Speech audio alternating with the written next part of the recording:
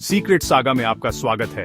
आज हम गर्व, दुख और एक ऐसे रहस्य की कहानी जानेंगे जिसने पूरे देश को हिला दिया।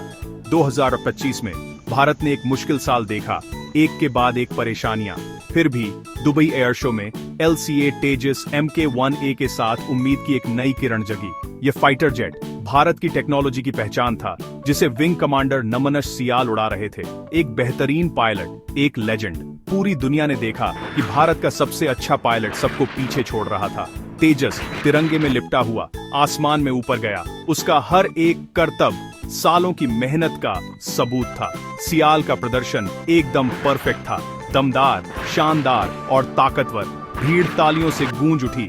हर भारतीय के दिल में गर्व भर गया। कुछ पल के लिए देश की मुश्किलें दूर हो गईं। उनकी जगह जश्न ने ले ली। तेजस सिर्फ उड़ नहीं रहा था, वह 1 अरब लोगों के सपनों को लेकर उड़ रहा था। जमीन पर भारतीय प्रतिनिधिमंडल गर्व से चमक रहा था।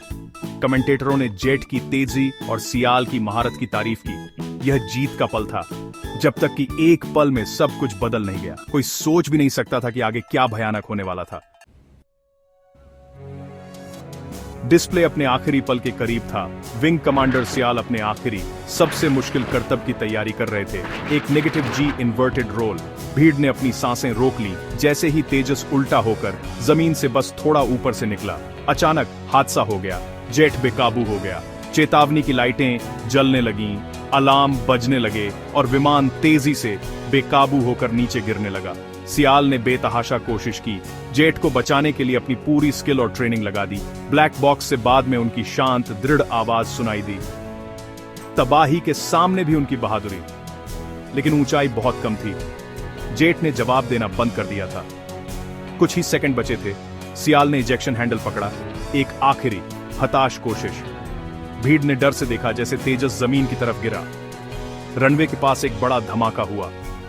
धुएं और आग ने उस जगह को घेर लिया जहां एक हीरो और एक देश का सपना गिर गया था। देखते ही देखते शानदार नजारा एक दुखद घटना में बदल गया। दुनिया हैरान रह गई। भारत का गर्व का पल मातम में बदल गया। धमाके के बाद सन्नाटा छा गया। पूरी दुनिया में सदमे की लहर दौड़ गई। भारत में गर्व तुरंत दुख में बदल गया।